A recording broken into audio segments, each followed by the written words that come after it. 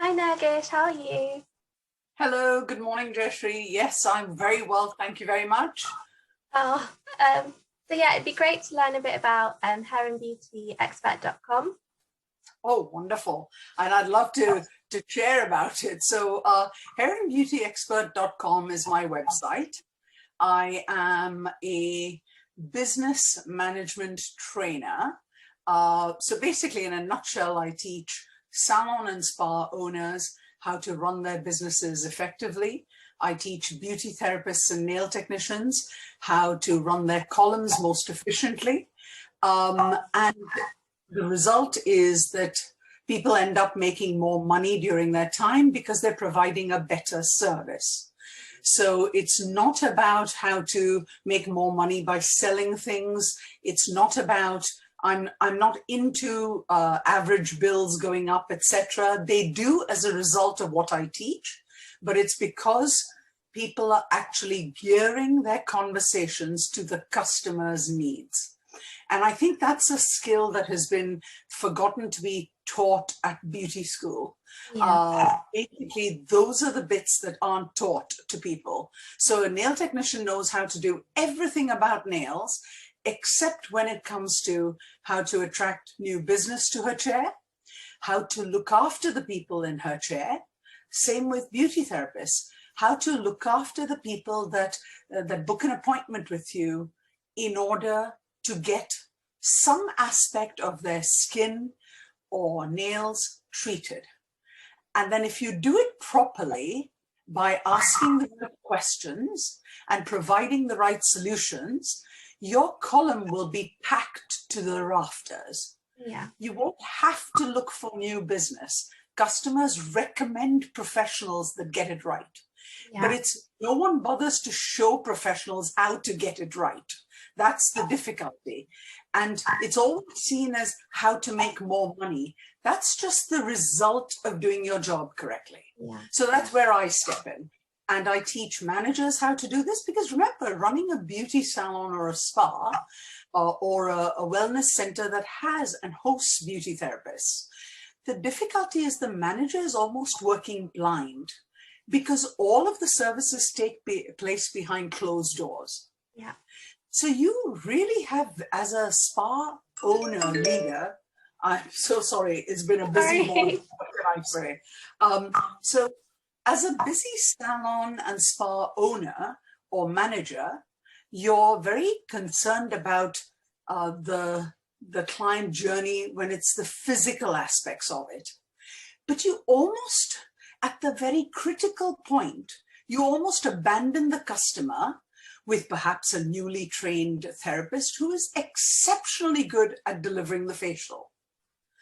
But the time during when the customer is lying in her bed for the facial, the beauty therapist hasn't actually been taught specifically what to say and ask. I Yeah, know there is a card there with all the contraindications. That's not what I'm talking about. Beauty are very thorough in that aspect. The aspect of the business of beauty that is often ignored at the detriment of the customer and the beauty therapist's earnings and the spa's earnings is what comes out of the beauty therapist's mouth in the form of questions, yeah, and then the ability to actively listen to the answer and translate it into a solution. yeah, So the solution can be, it comes in many ways. A nail technician is in exactly the same position. The customer comes in because she's got an issue with her nails. If the nail technician could just stop and ask the correct questions, listen to the answers, and in each answer, there will be a solution that the nail technician has to provide. And it's that aspect of the business that I come in and teach very well. That's the area that I'm really good at. Although I'm a qualified nail technician, I'm a qualified beauty therapist. I'm telling you, you don't want your legs waxed by me. But I have to tell you, my service to my customer would be exceptional. yeah, They would come back to me because I've listened to them, because I've answered their concerns. They've gone home knowing how to treat the problem that they booked in the first place for. And that's the bit that isn't taught as well as it should be. Yeah, So, and with sorry, go ahead. sorry, with like post treatment, obviously depending on Yes. what you're getting done, does it also extend to that? The kind of like So care? basically, I can give it to you in a very quick nutshell. I believe that any manager of a nail salon or a beauty salon has to have some principal training that makes it easy for them to run their business. So first they have to know how to increase their beauty therapist or their nail technician spend by doing their job correctly, not by selling. And that's the first thing that managers ought to be taught. So it's to look out, and so that's one of the courses that's I'm packed to the rafters with at all times. The second bit is that beauty salon owners, spa owners or managers have to know how to lead a team. Why? Because they're doing the hardest job out there. They're leading a team that does all of their work behind closed doors, out of their line of vision. So if they aren't taught how to manage in that way, all is lost. So you can be the best leader. I mean, beauty salon owners and leaders are so kind and caring and nurturing.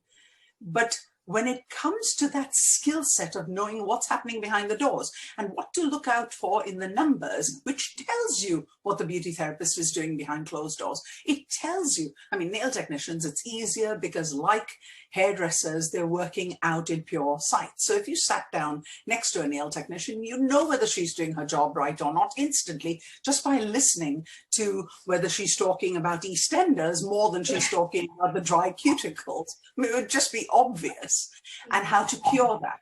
Whereas it's trickier with beauty therapists. So then that's the second skill set. The third skill set would be just how to review performance correctly.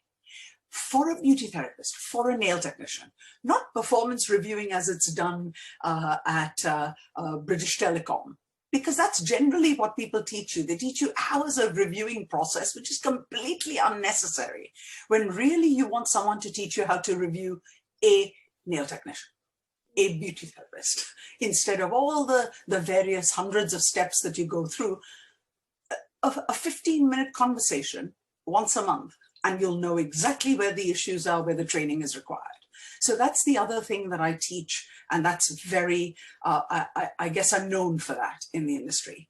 Then comes a point where often spa managers that are based in hotels, or whether they're a day spa, or whether they run one in a high street that, yeah, there's just an independent spa, they have to know how to treat their local business and become attractive to the local area.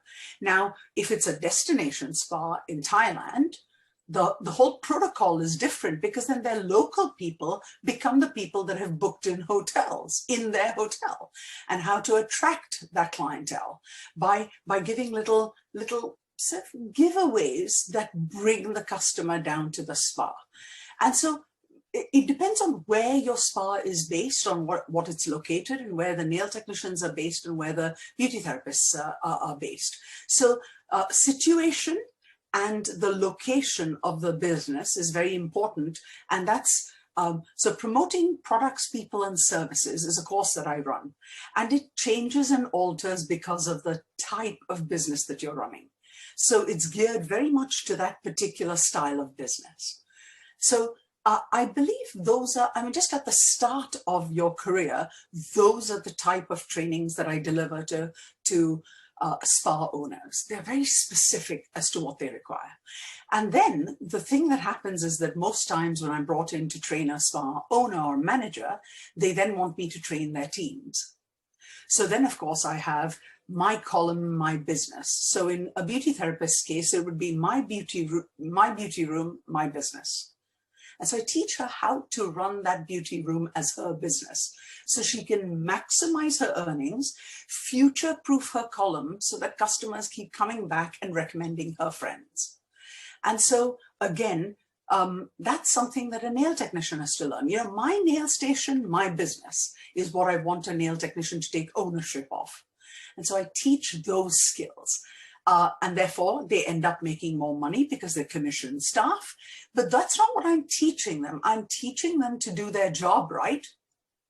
But the side effect of that is that they end up making more money, and therefore the spa makes more money. Therefore, everyone turns happy, and it's why I have a long list of regular customers. So just to end this off, so I don't talk endlessly because I'm so passionate about this, Jayashree, I could talk about this all day. I love these things that you can just so passionate about it. So my background in beauty is not as known as my background in hairdressing and barbering, male grooming businesses. So I started out as my first job when I arrived here in the UK. Let me start again here. I qualified as a beauty therapist from a French beauty institute called Elysée in Hong Kong. And it was with products called Orlan. I don't even know anyone remembers them. They were absolutely phenomenal products, but it's a very long time ago. And so I was actually taught about beauty. And like I said, I'm a qualified therapist and I'm a qualified nail technician. In natural nails, by the way, I must add that. But my first job when I arrived in the UK and relocated to the UK was to run the largest salon in the world. And it was a hair and beauty day spa in Harrods. And there I had, a staff of 160 people, but specifically to do with beauty therapy. It was 35 beauty therapists in rooms. We had 12 nail technicians in a whole nail bar area. And we're going back 35 odd years. We were already doing that at a reception team of some 13 people. It was huge, the business. And I had to train these therapists and nail technicians to do their jobs very effectively, etc. And so that was my first foray into beauty as far as management of it goes. And then I went on to, running the cosmetics halls in Canada for the equivalent of Harrods in Canada called Holt Renfrew. So there comes my beauty retail knowledge. And so I went on to my last job where I was employed by someone was to run 24 West End London businesses. So for example, the Red Door Spa at Simpsons in London, the Selfridges salons, really the top end, Harvey Nichols. Basically, that's really the hair and beauty salons that I looked after and the day spas and the male grooming businesses that had a very large beauty presence, all the way down to, like I said, 30 years ago. So that's where I started in beauty. And then I went on to do business management training, and the hairdressing industry picked me up straight away and almost usurped all my time. But I've always taught beauty salons how to run their businesses profitably. So that's my background in beauty. And I've been very fortunate to have always had my hands in both because I teach the business of beauty. Yeah. And that's what I'm passionate about. So if anyone needs my services, all my courses are listed on my website, hairandbeautyexpert.com. And so I'd love to hear from people. Oh, that's great. I was just about to ask you about that. But yeah, thank you so much. It's been lovely speaking with you this morning and learning about another one of your amazing ventures. I know you're obviously involved in Fab Service Stars as well. Correct. Thank you so much. Thank you. And Fab Service Stars are open to all beauty therapists and nail technicians. So if you're really great at your job, don't forget to apply at Fab Service Stars because we really end up supporting the best in industry. Yeah, okay. Thank you so much. Thank you for your time.